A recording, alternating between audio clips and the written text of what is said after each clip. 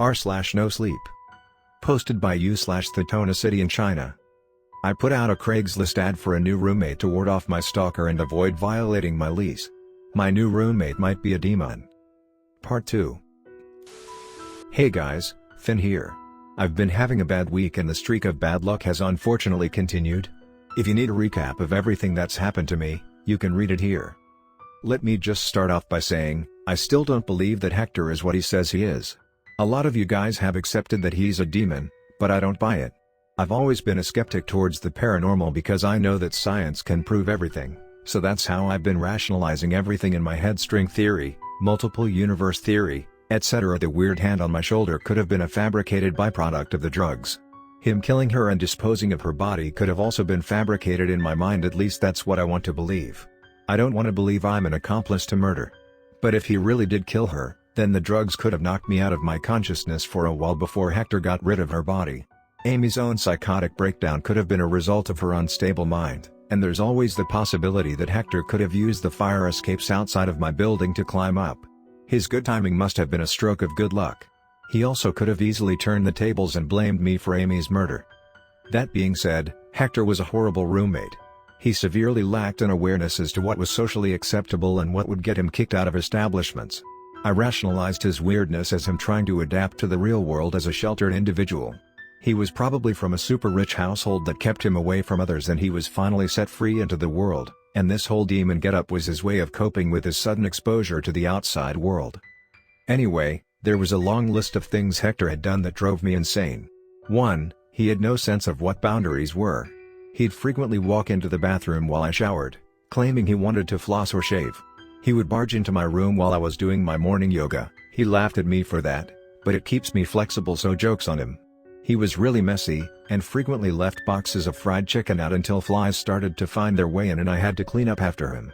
I had never had to deal with a roommate who belted Mariah Carey's classics at 4 in the morning in the shower before Hector showed up. He also never seemed to sleep, which meant he would abuse my Netflix subscription and watch the shit out of whatever binge-worthy shows there were while I tried to get some sleep for the next day. 2. He ate my pet goldfish. Yes, my fucking goldfish. Hector may have kept his word and stayed away from eating humans, at least, that I knew of, but that was not limited to animals of other kinds. I came home from night classes the day after Hector moved in to see my intricate aquarium devoid of my fish. Aw man, did my goldfish finally croak? I had asked, puzzled and a bit sad. I'd had my 3 goldfish for a few years, and they honestly defied my expectations by surviving for so long. I grew fond of them and got them a really nice aquarium after moving into this apartment, and they were doing very well until Hector arrived. Oh no, but they were actually due to die in a few days, so I put them out of their misery for them. Did you know all of them had cancer? Hector said. He left me standing at the doorway, completely in disbelief at his casual remarks of eating my goldfish and not giving me a chance to say anything about it to him.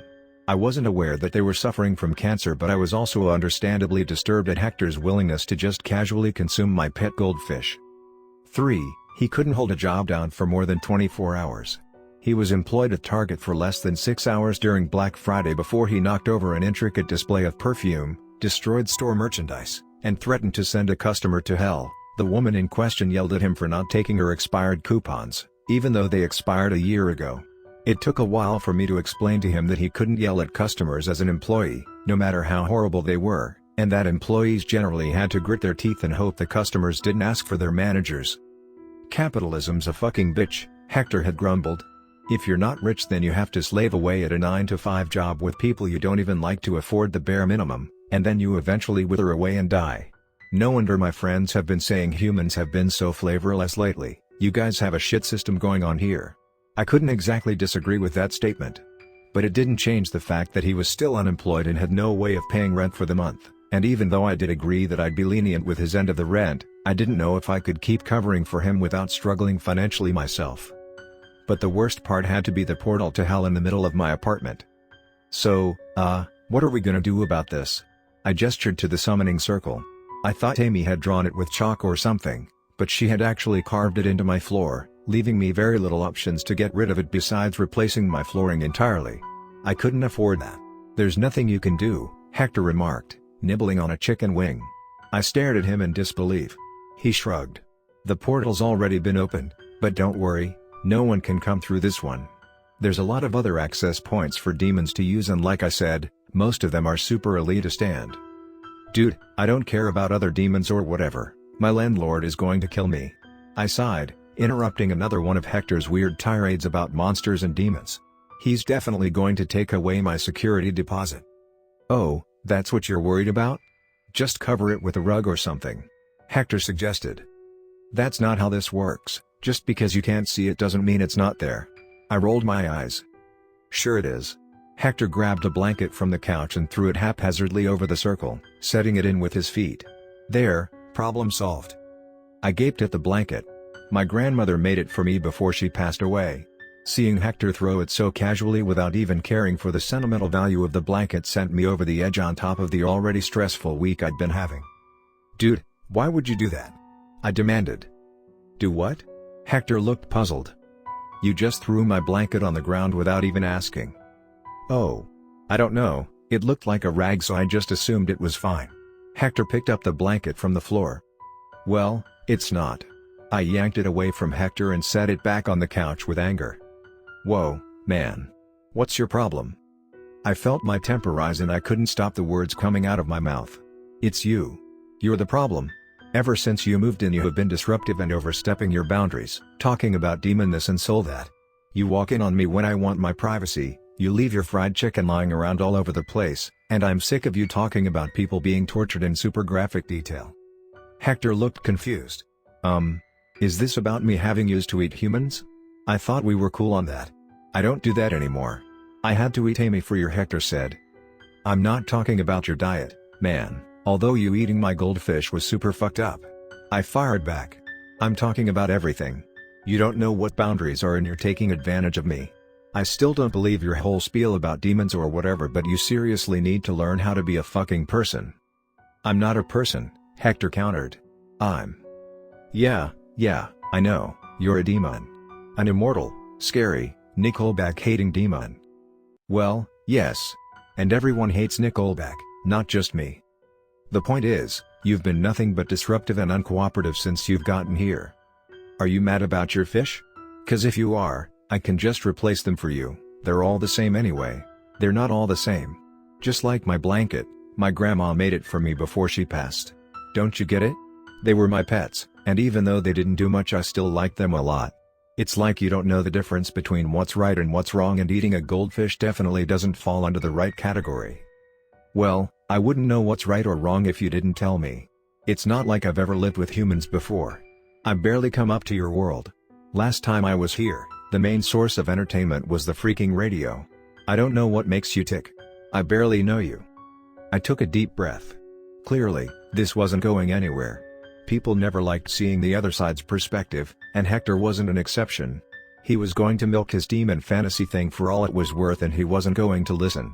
If my hypothesis was correct and he really was a rich, sheltered person who was recently let out into society, he probably never grew up knowing what was right and what was wrong. Either way, I couldn't lose him as a roommate. I needed someone to pay the rent for the other room, and I was also a witness to his murder, so I couldn't risk him throwing us both under the bus if he chose to do so. I decided to be the bigger person. Okay. Fine. Sorry. Let's just drop this. Hector pursed his mouth. What?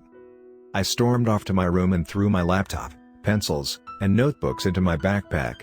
Hector stood in my doorway, blocking my way out with his intimidating frame. Where are you going? He asked. School library, I have a coding project that's been overdue. I replied sharply. I'll be back late. Hector ran his hands through his hair. Yeah, I don't think so. Today's really not a good day and it's really late already. What, you think I haven't ever been out this late? I rolled my eyes. Hector had a tendency to act like he was better than me just because he wasn't mortal or whatever another thing I couldn't understand about him. That's not what I'm talking about. Didn't you see the news? It's a full moon. Hector insisted, closing the distance between us to grab my arm. You can't leave right now. Oh no, a full moon. Are werewolves going to maul me if I go out tonight? I replied sarcastically, ripping my arm away from his grip.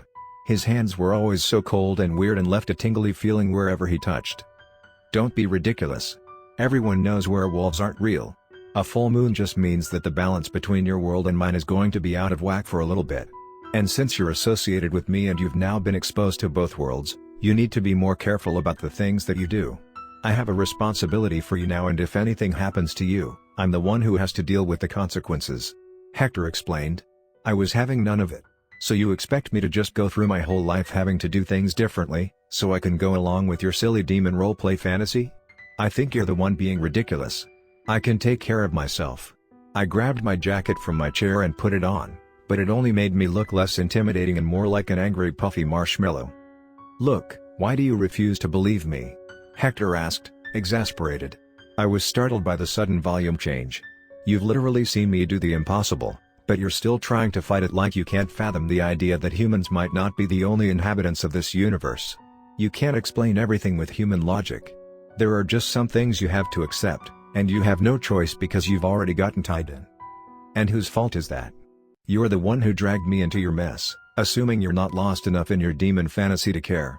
Honestly, you're no better than Amy right now. At least she knew she was a person and didn't eat my pet goldfish. Are you even listening to yourself? That bitch thought you two were married and you're defending her over me?" Hector scoffed. I shoved my way past his bulky frame. "Fine." Hector threw his hands up in frustration. "See if I care. Go get mauled by a werewolf. They're not real, but since you won't believe me anyway, they might as well be." I slammed the door on my way out. I woke up from my nap on the subway feeling slightly disoriented from the uncharacteristically long nap of mine, and also feeling especially bad about the fight with Hector. This was no way to treat a roommate, even if they weren't so right in the head, and it was no way to make first impressions.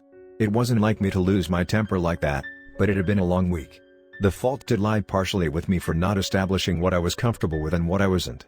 I decided to swallow my pride and apologize to Hector and try and see things from his perspective. Maybe I could even play along with his little demon fantasy and humor him.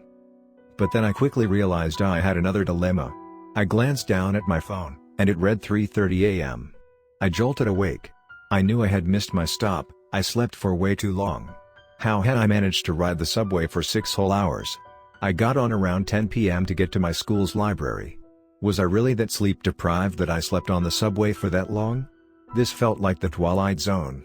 Strangely enough, it was as if the subway train had already gone way beyond its last stop.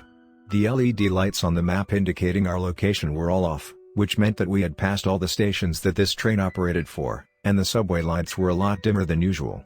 I must have dozed off for way too long, and the conductors were probably taking the train back to wherever trains went once they finished their routes for the day.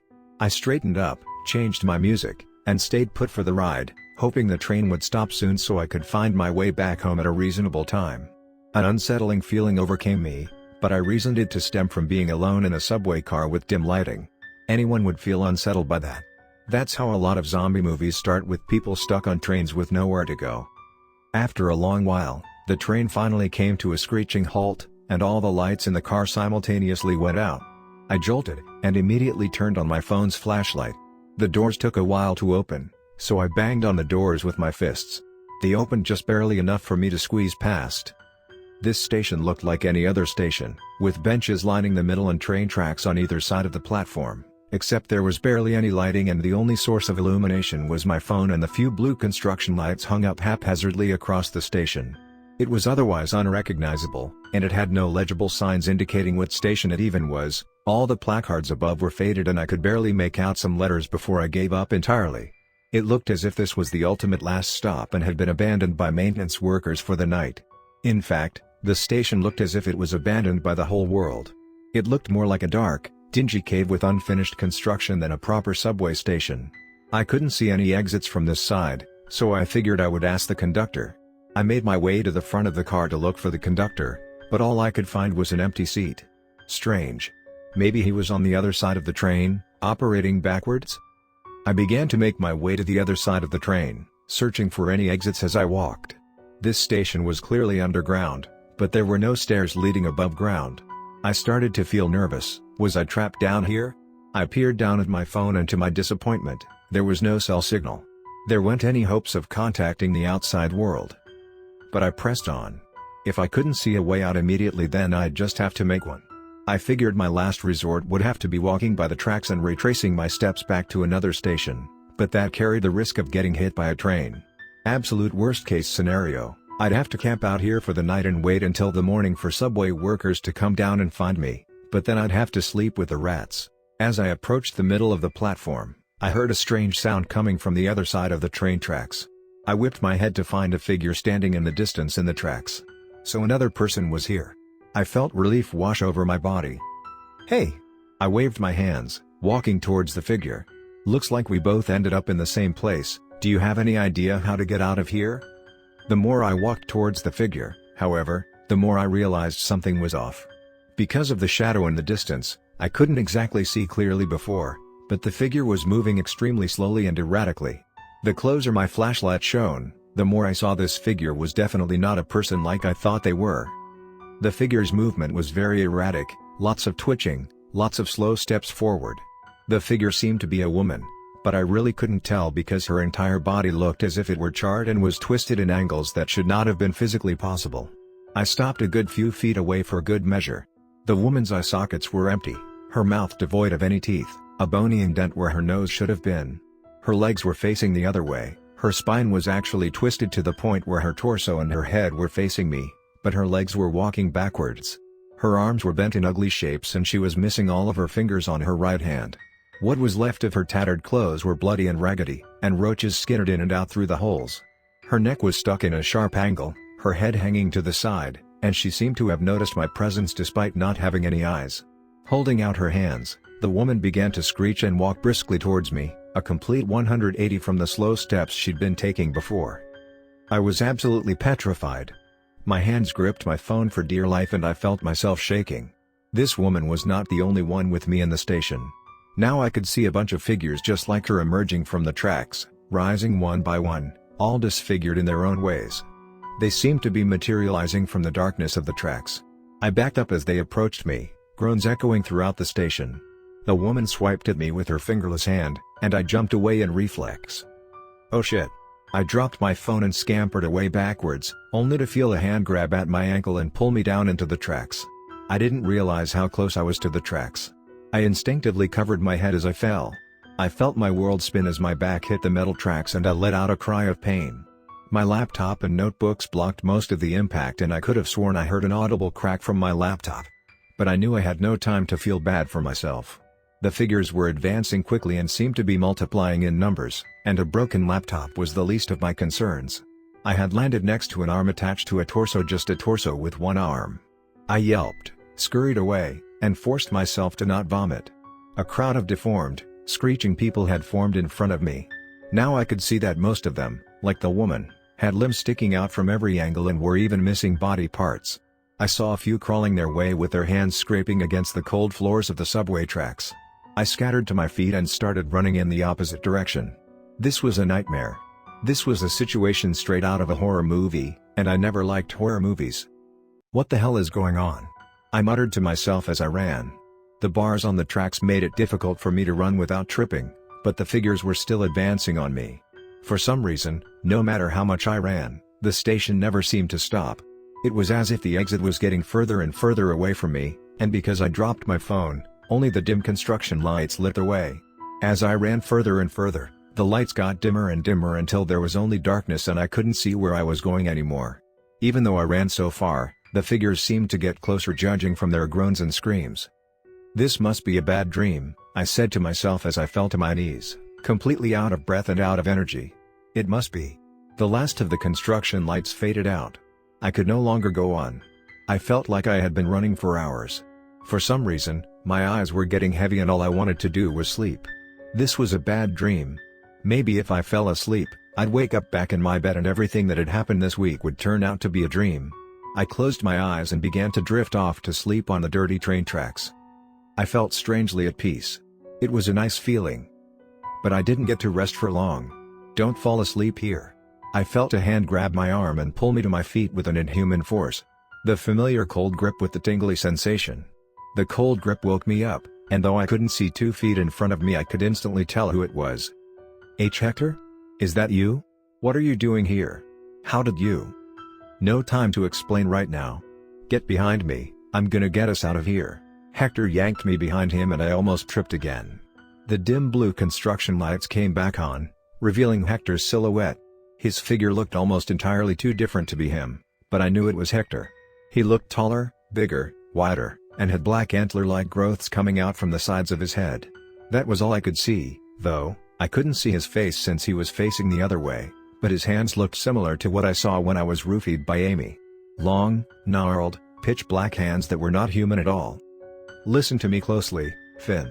You've gotta run, and you can't stop once you start even if it hurts," Hector ordered. "Run in the opposite direction as fast as you can until you see light and stairs.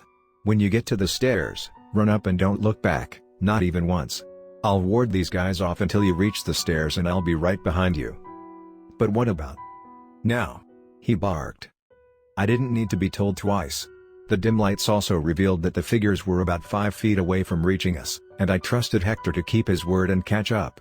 I heard pain screeches and howls, rips, slashes, and screams of horror as I ran further and further away. I smelled the familiar coppery tinge of blood all around me, and I was tempted to look back but knew better than to do so. Hector clearly knew what was going on and I wasn't about to do something stupid like that. I felt adrenaline like never before and dashed like a madman until I saw the light in the distance that Hector was talking about. The tunnel no longer looked as if it was never ending. As I approached the light, I saw a flight of stairs, and though my legs were already burning from the sudden amount of exercise from a long period of not working out, I made my way up the stairs. I felt my heart stop when I heard loud footsteps behind me, and wondered if the figures managed to catch up somehow, and I slowed down in fear. "Keep going. It's just me. Don't look back. Let's get out of here." I exhaled in relief when I heard Hector's familiar voice and kept going until I reached the top. I ended up stumbling into a bunch of bushes and realized I was in the local park near my school. I fell to my hands and knees, gasped for air and coughed, and felt Hector's hand slap my back in a friendly manner. The park was eerily quiet and the sky was well illuminated by the moon. "Good job, buddy. That was rough." I looked up, still struggling for air, to find a normal-looking Hector in his hoodie and jeans, devoid of any antlers or gnarled hands that I saw before. Were my eyes playing tricks on me? No, I knew what I saw, and what I saw wasn't normal. I looked behind me, and to my surprise the stairs were nowhere to be seen. What was that? What just happened? Where are the stairs I just ran up? Am I on drugs again? I asked, in between heavy breaths. There were more pressing matters at hand than Hector's weird appearance. "The stairs are gone. They were never really there. But I should have been clearer about the circle on your floor. When Amy drew that circle, she didn't just summon me. The portal literally connects our worlds together. Because you drank the same blood that was used to activate the circle and summon me, you've become aware of the things that come from my world. And they're aware of you, too," Hector explained. I crawled to a sitting position, resting my back on a tree. Hector followed suit. "The full moon only makes the connection stronger, and a lot of things that keep the balance between your world and mine become weaker. When you got on the subway, you must have dozed off and they saw an opportunity to drag you into their world. They target you best when you're asleep. A lot of people have been spirited away like that because they slept on the train for too long and ended up being mauled by those guys. Unfortunately, most of those people who fell asleep were homeless and no one would miss them." I no longer had the energy to pretend like this was a weird demon fantasy of Hector's. Whatever was happening was definitely real and I couldn't act like logic could save me from the strange world I had been dragged into. He was right, I'd literally witnessed the impossible and it would have been inane to pretend like this wasn't happening. If I fell asleep there, it would have been really hard to get you back, but don't worry, it wouldn't have been impossible. Those blue lights you saw were will-o-wisps. Will-o-wisps are generally assholes. They were playing tricks on your mind to make it seem like you were headed towards an infinite loop of a tunnel, and they sure as hell weren't going to help you leave. They were trying to tire you out so you wouldn't have enough energy to escape. So that's what the blue lights were. Not subway construction lights, but will-o-wisps. And who were they? What were those things that chased me? "They're the souls of people who committed suicide on the trains," Hector explained, voice soft. "Humans who commit suicide often have to wander around for a while before making it to heaven or hell because they're kind of off limits to both demons and angels. Because they ended their life before their lives should have ended, their souls get lost in purgatory areas. No one can do anything about them. A stupid agreement we made with angels a few centuries ago forbids us to even touch souls stuck in purgatory until they can find their own way out." "But you did something to them, didn't you?" I asked, worried Hector broke a rule trying to help me out. It seemed like the rules he had to follow back where he was from weren't exactly on the same level as what would get people arrested here. His rules were on a much grander, universal scale. Well, yeah, I guess I did.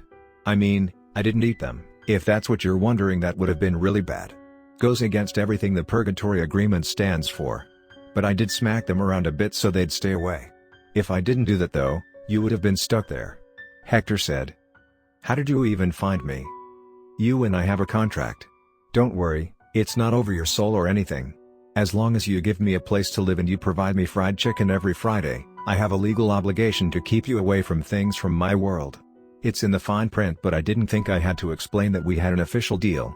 You were also super drugged and I didn't think you'd understand anyway. Even afterwards, you wouldn't have believed me. But now you know. It gives me an automatic GPS signal as to where you are, and I just so happen to be in the area. Your school's Chick-fil-A is really good. Great, so I made a deal with a demon and I didn't even know. I hoped Hector was telling the truth and he really wasn't after my soul, and he only wanted unlimited fried chicken. You could have just left me, I said, suddenly feeling guilty. It occurred to me that he may have been following me to make sure I didn't get into any trouble, and once I did, he had to get me out. What if you get in trouble because of me? Didn't you say you can't touch those souls? Nah, we had a deal. Fried chicken in exchange for protection against stalkers, and at this point you're being stalked by anything from my world that's interested. As long as you're my fried chicken providing roommate, I'm basically bound to protect you from anything else. I'm just hoping our contract can get me out of breaking the other contract. Hector sensed that I was still worried, so he reassured me. Look, it's not like I've never gotten in trouble before, I'll be fine. Besides, I can't just ditch my roommate. What's it called? Joey from Friends wouldn't leave Chandler even though he was a huge dickbag. Joey does leave Chandler at some point.